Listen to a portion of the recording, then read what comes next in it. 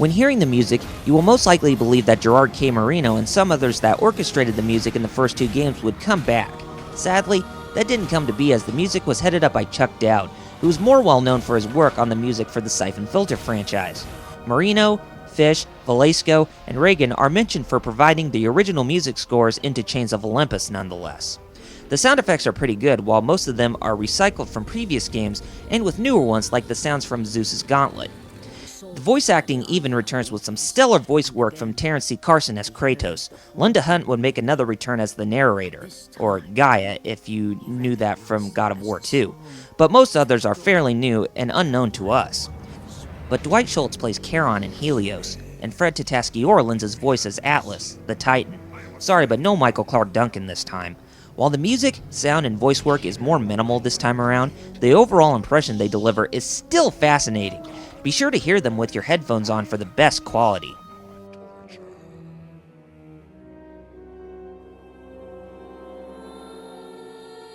Chains of Olympus was first announced in the early days of February 2007. A teaser with the words "Coming Soon" in the God of War text appeared on Ready at Dawn's website. At a launch event for God of War 2, Cory Barlog stated that a God of War game by Ready at Dawn was official, and it is slated to be released on the PSP. While God of War 1, 2, and 3 were slated as a trilogy, Chains of Olympus was more of a game that fleshes out some more of the story that left plot holes in the first two games.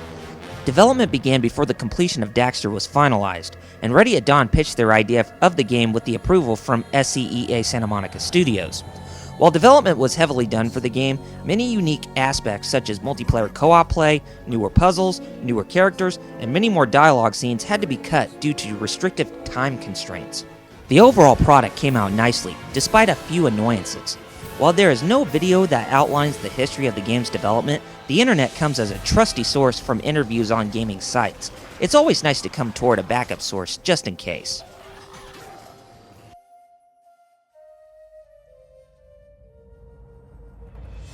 As good as this game is, Chains of Olympus has a few issues.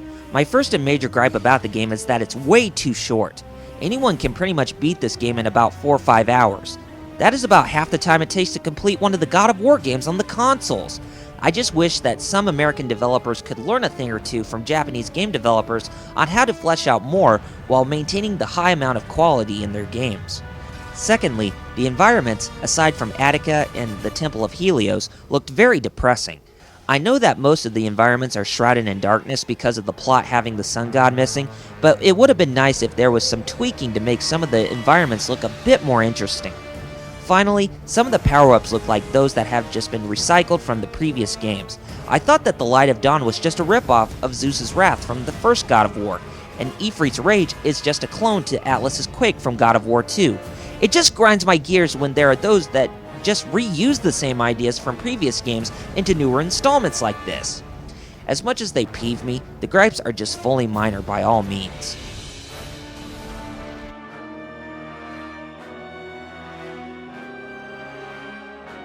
Believe it or not, Chains of Olympus does have a ton of great values that makes the handheld giant even bigger. First of all, I really enjoyed the design for this game. While it may not be on par of how capable the designs are for the PS2 and the PS3, the overall impression it delivers just leaves me in shock and awe. I'm not kidding, this would be enough to be a PS2 game. What else I liked was the music. Chuck Dowd may not be the best prize, but at least his work in this game was displayed with excellent performance. Next, the story was very good for a prequel.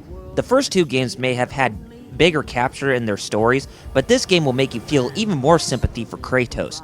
What went nicely with the story was the voice acting, as Terrence C. Carson has hit a home run once more.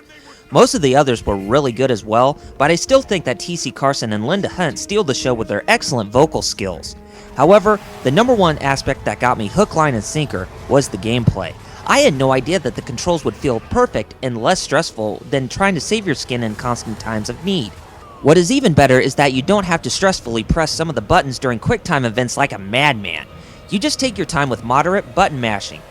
Fighting against many enemies is still as fun when playing the console games, and most of the enemies are completely different. Big improvement, Ready at Dawn. I really liked how you fixed that problem than using recycled enemies. There are a lot more great qualities, but I'm getting way ahead of myself from finishing this up.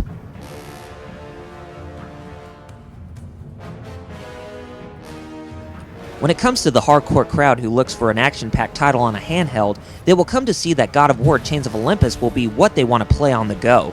After their successful hits with Daxter and the Wii port of Okami, Ready at Dawn has struck gold on delivering a great title on Sony's portable device.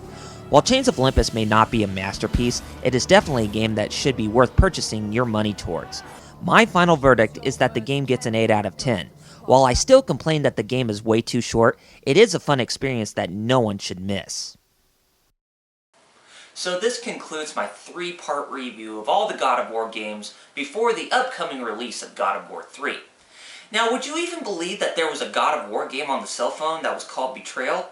This pretty much shows us that God of War can work on any platform, as well as the developers know how to make the gameplay work with comfort and ease. One more thing, God of War 3 comes out on March 16th in the US and March 19th in Europe. You can expect me to do a full review on that in the near future. However, is it going to be awesome? Considering that all the current games have become spectacles on how great a video game should be, then I have high hopes that God of War 3 will do really well. I enjoyed the franchise, and I would love to see that Kratos' final mission to end the trilogy turns out as a bang. Even if he survives or dies with the rest of the Greek pantheon, I'd still play it. This is RRPG, and I'll be back with another stellar review. So, I'll catch you next time. Later, gamers!